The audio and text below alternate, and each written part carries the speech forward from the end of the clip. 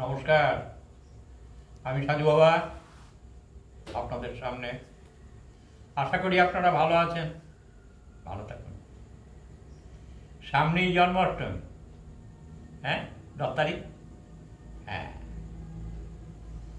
তা আজকে ওই জন্মাষ্টমী নিয়েই কিছু বলে দিই। হ্যাঁ, নাম শুনে যার চোখে আসে জল, শ্রীহরি কেমন বল। হ্যাঁ, তা কার নাম শুনে? ভগবান শ্রীকৃষ্ণের নাম শুনে চোখে জল আসে ভক্তের। কারণ তার গুণগুলি আমাদের জানা, শাস্ত্রে জানা হয়েছে, কীর্তনের মধ্যে দিয়ে জানা হয়েছে।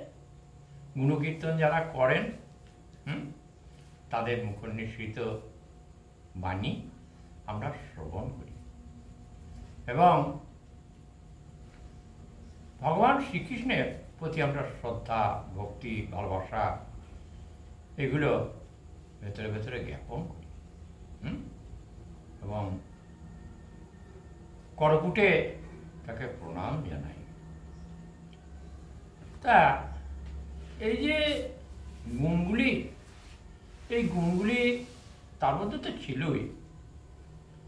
তিনি এই গুণগুলির ব্যবহার করে আমাদের দেখিয়েছেন এক এক সময় একরকম।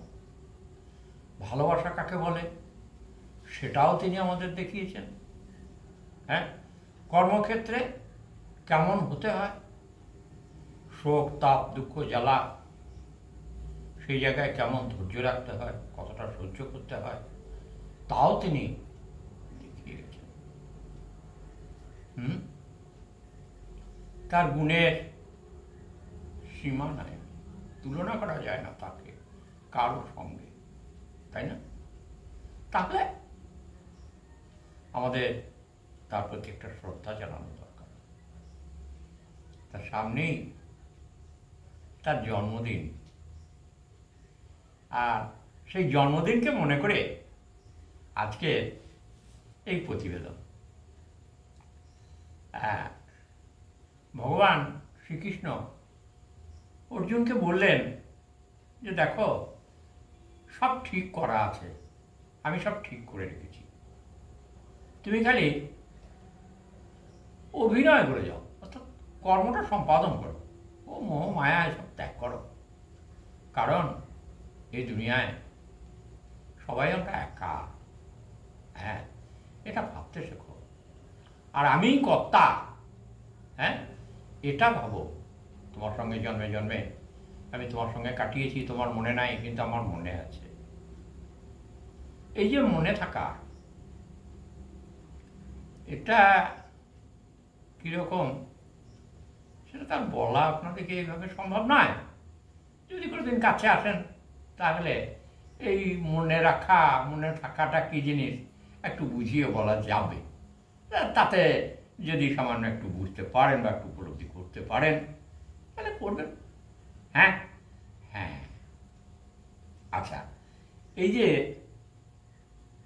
তাকে ভালোবেসে আমরা কি পাই না, তাকে ভালোবেসে আমরা সবই পাই। দুঃখ, জ্বালা, যন্ত্রণা এসব তো দূর হয়ই।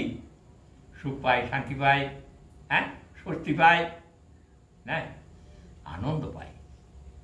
তাই সচ্চিদানন্দ ভগবান শ্রীকৃষ্ণ, তাকে স্মরণ মনন করলে সচ্চিদানন্দে নিজেও পৌঁছানো যায়। হ্যাঁ, এটা আপনারা বিশ্বাস করতে পারেন। যাই হোক, গীতা, ভাগবত, উপনিষদ এগুলো তো আপনারা পড়েছেন। তো ভগবান শ্রীকৃষ্ণের যে গীতায় যে শ্লোকগুলি, সেগুলো অনেকেরই জানা, অনেকেরই পড়া। তো সেগুলো আপনারা জানেন। তার মধ্যেও দেখবেন ভগবান শ্রীকৃষ্ণের মধ্যে কত হাই কনফিডেন্স ছিল, তাই না? তিনি বলেছেন, আমি ব্রহ্ম আর পরম ব্রহ্ম এক।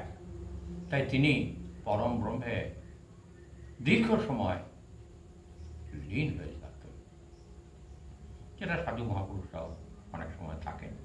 হ্যাঁ, তাই না? তা আপনারাও চেষ্টা করুন কিছু জানার, কিছু বোঝার। এই সংসারে যা যা হয় তা তিনি সবই বলেছেন, বাকি কিছু রাখেননি। তবুও আমাদের ভুল হয়, এই ভুল যাতে না হয় বারবার, সেজন্যে তার কাছে ক্ষমা প্রার্থনা তো অবশ্যই করবেন, আর প্রতিজ্ঞাবদ্ধ হবেন নিজের কাছে নিজে, তাহলে আপনি সঠিক পথ ধরে চলতে পারবেন। আর কি বলবো, ভগবান একটা জায়গায় বললেন, যদা যদা হি ধর্মস্য গ্লানি ভবতি ভারত অভ্যুত্থানম ধর্মস্য তদাত্মানম সৃজাম্যহম পরিত্রাণায় সাধুনাং বিনাশায় চ দুষ্কৃতাম ধর্ম সংস্থাপনার্থায় সম্ভবামি যুগে যুগে। তাহলে এই ধর্মের মধ্যে যখন অধর্ম বাসা বাঁধে, তখন তিনি কিন্তু এই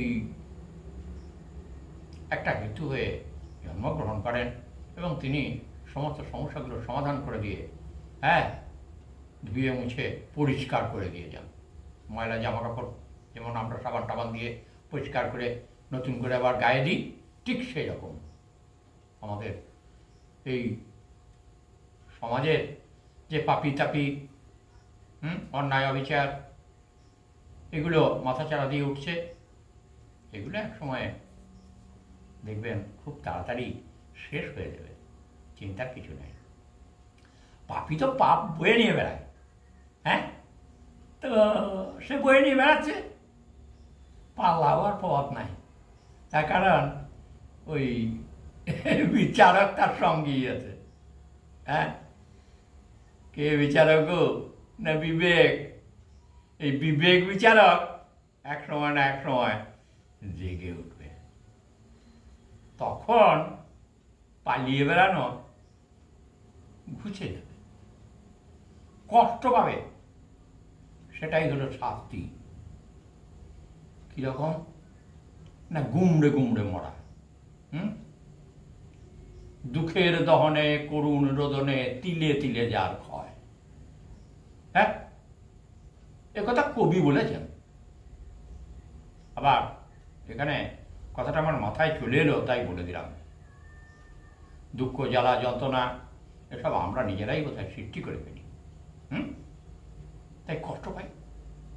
তাই এই কষ্টের হাত থেকে রক্ষা পেতে হলে নিজেকে সৎ হতে হবে, সুন্দর হতে হবে, ভালো চিন্তা ভাবনা থাকতে হবে, নোংরা কাজ করা চলবে না, নিজে নোংরা হলে হবে না, প্রতিজ্ঞাবদ্ধ হতে হবে, তবে না কিছু হবে। না আমি অন্যায় করব না, দুঃখ জ্বালা যন্ত্রণা যাই হোক না কেন, কি করে হবে? দুঃখ জ্বালা, আমি যদি অন্যায় না করি তোমার দুঃখ জ্বালা যন্ত্রণা কি করে আসবে? আর দুটো পেটের জন্য কোনো চিন্তা নেই, গাছের শাক পাতা অনেক আছে, খেয়ে দিয়ে বেঁচে থাকা যাবে, চিন্তার কিছু নেই। ওগুলো খুব ছোট মনের কথা, একটু ভেবে দেখুন। এরপরে আর একটা কথা ভগবান শ্রীকৃষ্ণ বললেন, ওটা দিয়েই আমি শেষ করছি। সেটা হচ্ছে, সর্বধর্মান পরিত্যাজ্য মামেকং শরণং ব্রজ অহং তাং সর্বপাপেভ্য মোক্ষয়াস্মি মহাসুচ। তার মানে তুমি সমস্ত কিছুকে ছেড়ে দিয়ে আমার শরণাপন্ন হও, তোমার যা যা লাগবে আমি সব মাথায় করে পৌঁছে দেব। ভগবান বহমহম বয়ে বয়ে দেয় মাথায় করে। তিনি আমাদের সাহায্যকারী, তার স্মরণ মনন করলে আর এই সংসারে কোনো জ্বালা যন্ত্রণা থাকে না। রোগ জ্বালা যন্ত্রণা ব্যাধি যা কিছু থাকুক না কেন, সব যেন নিমেষে সরে যায়, আর কাছে থাকে না। আর আনন্দ হয়, মনোমুগ্ধ হয়, বিশ্বাস হয়, ভরসা হয়, তিনি আমাদের অভিভাবক। তিনি দেখবেন না তো কে দেখবেন? তিনি এ সংসারের আমাদের অভিভাবক, সৃষ্টি জগৎ তার। কাজে বাবা মা ছেলে মেয়েদের জন্ম দিয়ে বাবা মা কখনো দূরে থাকে না। বাবা মা এর মন সব সময় ওই ছেলে মেয়েদের দিকে থাকে, নজর থাকে। আমার ছেলেটা খেলো কিনা, আমার ছেলেটা পড়লো কিনা, আমার ছেলেটা কেমন আছে। মন প্রাণ বাবা মায়ের যেমন থাকে, আর সৃষ্টি জগতে ঠিক তেমনি সৃষ্টিকর্তা যিনি জন্ম দিয়েছেন, যিনি সৃষ্টি করেছেন, তিনি আমাদের পিতামাতা স্বরূপ। তিনি সব সময় আমাদের জন্য ব্যস্ত। কার কখন কোনটা লাগবে, কি প্রয়োজন আছে, কেন, কি করে মিটবে, তার জন্য যে শক্তির দরকার সেই শক্তিটাও দিয়েছেন। সেই শক্তিটা তিনি দিয়েছেন, কাজ করার শক্তি, মনোবল, মনের শক্তি। হ্যাঁ, আবার শত্রু যেগুলো মশামাছি কুচে ক্যাংড়া, এগুলো যদি আমাদেরকে উদ্ব্যস্ত করে, তার জন্যে দুটো হাত দিয়েছেন। হ্যাঁ হ্যাঁ, প্রতিরোধ করার মতো বা প্রতিবাদ করার মতো সাহস দিয়েছেন, শক্তি দিয়েছেন, বাক শক্তি। হ্যাঁ, আমরা এগুলোকে যদি ঠিক ঠিক কাজে লাগাই তাহলে আমাদের কোনো চিন্তা নেই। কিন্তু আমরা ওই ঠিক ঠিক কাজে না লেগে বেঠিক কাজে লাগালে ফলটাও বেঠিক হয়। হ্যাঁ, সেই জন্যে কর্মফলের কথা তিনি গীতাতেও বলেছেন, আর আপনারাও জানেন। আমি শুধুমাত্র একটু স্মরণ মনন করিয়ে দিলাম, আর কিছু না। হ্যাঁ, তা ভগবান শ্রীকৃষ্ণের চরণে প্রণাম জানিয়ে আজকের এই বক্তব্য শেষ করলাম। আপনারা এটা অবশ্যই দেখবেন, হ্যাঁ, পড়বেন প্রথম থেকে শেষ পর্যন্ত, এবং হৃদয়ঙ্গম করবেন, গোবিন্দকে ভালোবাসবেন। ভগবান শ্রীকৃষ্ণের আর এক নাম গোবিন্দ। অনেক নাম, কিন্তু তার মধ্যে ভগবান শ্রীকৃষ্ণের গোবিন্দ নামটার প্রচার অনেক বেশি আছে, তাই না? জয় শ্রী হরি, জয়